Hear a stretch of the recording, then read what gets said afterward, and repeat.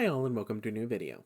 Today we're going to be going over Cyberpunk Red Combat Zone, what I believe is an amazing entry wargame for anyone who is interested in skirmish-based wargames or just wants to get a taste of kind of what they're about.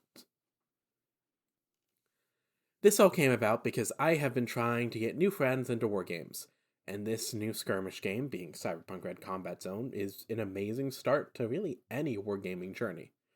It doesn't reinvent the wheel, and there are a few minor issues, but the fun scenarios and easy to teach rules are massive pros, and it comes with a lot of stuff, surprisingly. They managed to make each faction unique enough so that they also have easy to grasp rules, but they play different.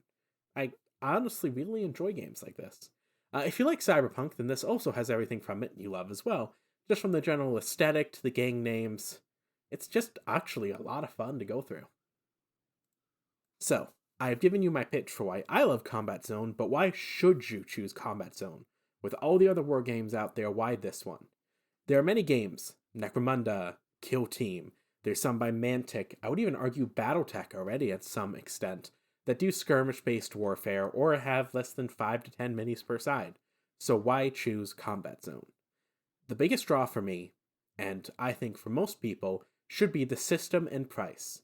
The system is a 44-page rulebook that has an amazing glossary that I referenced so much, or index, whichever one's at the back of the book, and takes about 5 minutes to teach a new player. It's simple, it's basic, but it also has a lot of depth. And honestly, it's just a great book to read. You can get through it within 20 minutes and know everything you're going to come across. The price, it starts at 100 USD for the box set to start playing, and another 20 to 30 for gang upgrades and some new gangs. That also includes enough terrain to play a few games without further financial input. Although it is going to be a bare bones board if you only use the terrain found in the box, it is recommended you get terrain from somewhere else as well.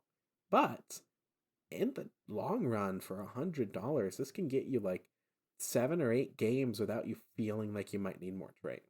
I myself supplemented in terrain I own.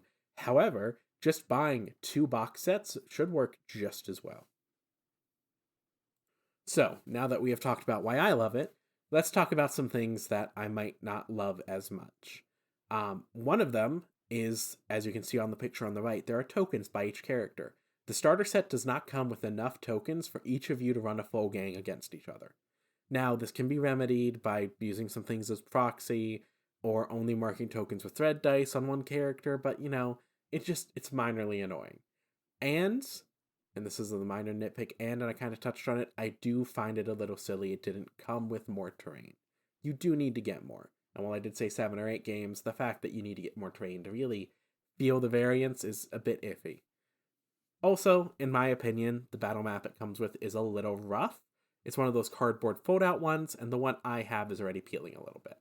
I did not want to just praise this entire video. So those are all the negatives I have encountered so far.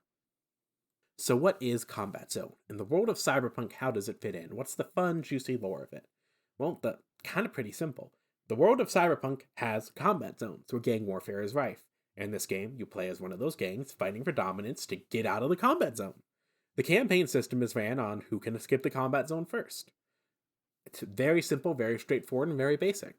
You don't even have to run a campaign, you can just random pick scenarios and have fun. But the campaign system does seem to be the best way to play the game in my opinion. Currently, there are about 6 games easily available, and others coming out as well.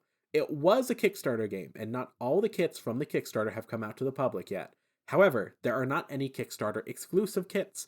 It appears from all the research I have done before this video, some might be slightly wrong, but it appears it is just some supply issues as they work on getting all the kits that they promised out. There's not anything that's really Kickstarter exclusive that'll block you off from playing one gang or another. Maybe a few token types here or there, but as far as full gangs go, no, there's nothing that is exclusive to that Kickstarter. I sung the praises of the price, so what do you get when you do it? Well, the starter box comes with 2 gangs, 14 scenarios, some dice, tokens, and barely enough terrain. You will need extra scatter terrain to make it feel more filled out, as oddly enough, they recommend 12 to 16 pieces of terrain on each board quarter, and it only comes with enough to put really 1 to 2 pieces of terrain on each board quarter, so you definitely need something for it. This leads to the biggest con of the entire thing. It is hard to find pre-made Cyberpunk terrain, assuming you don't have a 3D printer of some kind.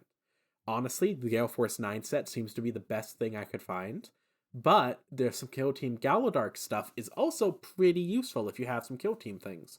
I also found that some of the barricades from Kill Team or Star Wars Legion also worked pretty well as little fill-in pieces of terrain that didn't look too out of place. Now, that is not the worst thing in the world, as if this game gets more popular, more bits will come out, and Monster Fight Club, the developer of it, did say that they are working on more cyberpunk-based terrain. And you can buy some okay-ish terrain that can work as cyberpunk terrain off their website now. So not all negatives. Also, on what comes in the starter box, the minis that come in it are hit or miss. They are not as high quality as 40k, Legion, Conquest, or even Battletech. I should say recent Conquest when I say high quality. There have been reported issues of early Conquest being kind of I did not experience that as I've only recently gotten into the game. The minis are made of a soft plastic, so they're like early Legion minis. But unlike early Legion minis that are soft plastic, I have found it much harder to work with these minis. That is the biggest con of them. They still look great. Just understand that you might need to try and fix some warping on them. For the price, I can't be too mad. That being said, I do hope it is something QC makes a little better. So what is the system and why did I say it felt so nice? Well, the system Combat Zone uses is an I go, you go. There are no rounds. It goes until the win or loss condition is fulfilled. Usually the win condition is complete this objective, and the loss condition is you lose half your game. It has different dice sizes, taking something I love from Legion. You have a D6, a D10, and a D12, and adding it to the game. This gives infinite more depth, as green dice are D12s, yellow D10s, and red, the worst, is a D6. Now, while Legion doesn't have different dice sizes, they do have dice, like white dice, that are super hard to hit something with, and black dice are a little better. And red dice hit the hardest. So, that's kind of the idea there. There is an in-depth react system that adds depth in activation order and leaving unspent tokens in order to react to enemy attacks, adding another layer to strategy. So, what I mean by this is, as you play the game, you flip tokens. Each character has 1 to 3 tokens usually that you can flip to activate. If you have an unspent token and an enemy shoots at you, you can flip that unspent token and shoot back only if that attack hits, which I think is kind of cool, because when I first read the rules before I got to the reaction system, I just went, well, you just activate a character, spend all their tokens, and then move on to the next. Why would you not use all of them? But there is strategy, there is depth, there are gambles, and the react system alone, the way it's built and balanced, honestly, it feels near perfect at times, makes me love this game so much, and it's addicting to play. The way you deal damage also goes into that. It's super fun and unique. Your characters will start with a certain number of actions, 1 green, 2 yellow, etc. When you fail a defense roll with one of these dice, for example, defending against a green attack with a yellow dice, that dice is replaced by a red token, which represents the red d6. So your dice gets worsened. Once you fail a save with the red d6, that character goes down and gets replaced with a body token. This leads to a risk-reward system that plays off pretty well. Do I use that green dice to save this, or do I use my yellow one to save it, so that way I don't risk rolling a 1 or a 2, and the person hitting me wounds and I lose my best action token? It plays out exceedingly well, and leads you to doing mind games with your opponent to make sure that you have enough stuff to fight him, and he doesn't really want to hit you. Cyberpunk Red Combat Zone has a bright future. It has succeeded exceedingly well on the smaller scale it is aimed for, and with Cyberpunk 2077 and Edge Runners still in public discourse, it can be easier than ever getting your friends to try this out. With several gangs still waiting for full releases, the next year seems bright. Even just a yearly new scenario release and a campaign book or 2 would do wonders for this system and make it near infinitely replayable. I am hoping that in a year or 2 I can look back at all of this and go, this is one of my favorite skirmish-based wargames. I hope you enjoyed exploring this fun, niche game with me as we push the boundaries of the channel a bit more.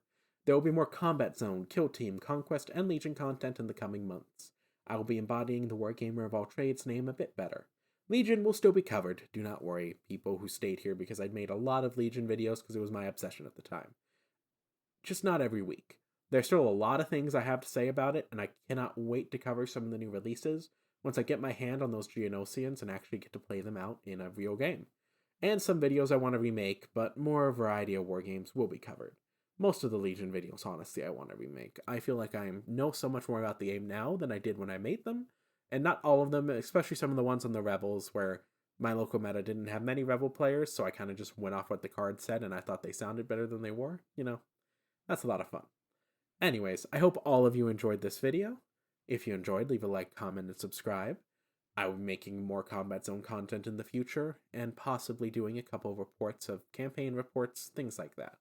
Try to experiment with some more content. Have a wonderful day, all, and enjoy your weekend.